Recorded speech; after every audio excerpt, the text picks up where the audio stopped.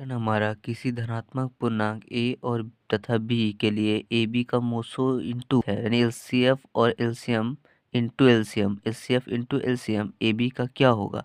तो हमें फॉर्मूला पता है एचसीएफ इंटू एलसीएम ab का होगा a इंटू बी हमारा ऑप्शन सी में से सही है, तो ऑप्शन सी वाला बिल्कुल करेक्ट होगा। 34 नंबर क्वेश्चन है, यदि p और q दो अभाज्य संख्याएं हैं तो उनका मोसो क्या होगा यानी एचसीएफ क्या होगा। दो अभाज्य संख्याएं मतलब अब मान लीजिए p और q को 3 और 5 है, जो दोनों अभाज्य संख्या है। 3 और 5 का मोसो यानी दोनों में कॉमन क्या होगा, एक होगा, तो एचसीएफ हमारा एक होगा जो ऑप्शन ए में है, तो ऑप्शन ए बिल्कुल करेक्ट होगा। 35 नंबर क्वेश्चन है हमारा, 64 के अभाज्य गुणनखंड में 2 की घात क्या होगी। तो देखते हैं, 64 है हमारे पास, 64 की घात देखते हैं। 2 से काटते हैं 32 बार में, 2 से काटते हैं 16 बार में, 2 से काटते हैं 8 बार में, 2 से काटते हैं 4 बार में, 2 से काटते हैं 2 बार में, खत्म हो चुका है। तो 1 2 3 4 5 6, 2 पे पावर 6, 2 पे पावर 6 हमारे किस में है, सी नंबर ऑप्शन बिल्कुल करेक्ट है, क्योंकि 6 लिखा हुआ है तो 2 पे पावर 6 ही होगा, तो सी नंबर ऑप्शन करेक्ट है। 36 नंबर क्वेश्चन है, 18 तथा 72 का मोसो यानी एचसीएफ हमें बताना है कितना होगा। तो 18 और 72 का एचसीएफ देखते हैं, 2 इंटू 3 इंटू 3, 2 तिया 6 तिया 18, 2 दूनी 4 दूनी 8 तिया 24 तिया 72। अब इसका एचसीएफ देखते हैं, दोनों में कॉमन है 2, दोनों में कॉमन है 3, दोनों में कॉमन है 3, ठीक है।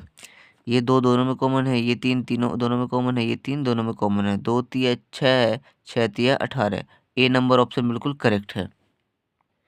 37 नंबर क्वेश्चन है, 156 के अभाज्य गुणनखंड में 2 का घात क्या है। देखते हैं हम, 56 156 है, 2 से काटते हैं, 2 सत्ते 14, 1 बचा इसमें गया 16, 2 अठे 16, 2 से काटते हैं 2 तिया 6, 1 बचा इसमें गया 18, 2 नमा 18, 3 से काटते हैं 3 एकम 3, 3 तिया 9, 2 की घात सिर्फ 2 है, ऑप्शन नंबर ए बिल्कुल करेक्ट होगा। 38 नंबर क्वेश्चन है, दो घन पूर्णांकों ए और बी के लिए मोसो इंटू लोसो बटे ए बी बराबर है, किसके बराबर है। तो देखते हैं हम, होता है हमारा a into B is equal to H C F into LCM होता है। अब ये बोल रहा है H C F into LCM by A B है, तो यहाँ से हम ए बी को हटा देंगे तो यहाँ से 1 बचेगा, तो ये सब किसके बराबर होगा, 1 के बराबर होगा, जो ऑप्शन ए नंबर में बिल्कुल करेक्ट है, तो ऑप्शन ए बिल्कुल सही आंसर है। अगला क्वेश्चन है, निम्नलिखित में कौन सा युग्म सह अभाज्य है। सह अभाज्य का मतलब होता है वो दोनों एक ही होगा, उसका कॉमन कॉमन में एक ही आएगा, जैसे 3 5, इसमें इन दोनों में कॉमन क्या है, एक है और कुछ भी नहीं है। देखते हैं, इन दोनों में कॉमन है 18 25, 18 और 25 दोनों में कॉमन क्या है, वो एक ही है, तो बी नंबर ऑप्शन बिल्कुल करेक्ट हो जाएगा।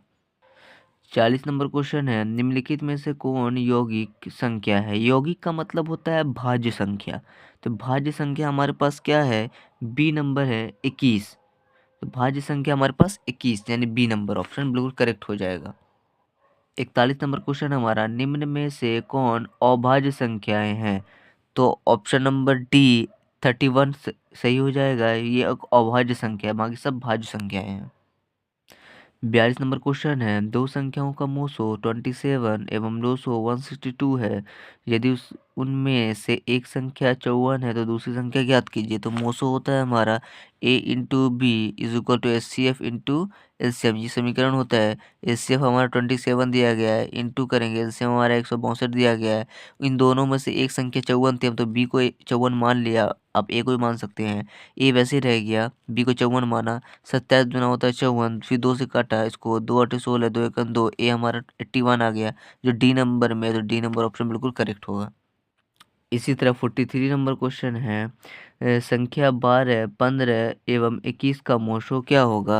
तो 12 15 और 21 को तोड़ते हैं, 2 छके 12, 2 तिया 6, 3 पचे 15, 3 सते 21, एचसीएफ इन तीनों में कहा रहा है जो तीनों में कॉमन है, तो 3 3 3 जो तीनों में कॉमन है, तो एचसीएफ हमारा 3 होगा, जो ऑप्शन नंबर ए में है, तो ऑप्शन ए नंबर बिल्कुल करेक्ट होगा।